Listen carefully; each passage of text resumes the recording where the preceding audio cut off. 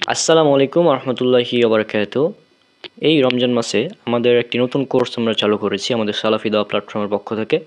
সেটা হচ্ছে ফার্জি আইন কোর্স, অর্থাৎ একজন মুসলিমের জন্য যেগুলো না জানলেই নয়, মানে একজন মুসলিম হিসেবে যে বিষয়গুলো জানা বাধ্যতামূলক, সে বিষয়গুলো নিয়েই আমাদের এই কোর্সটা সাজানো হয়েছে।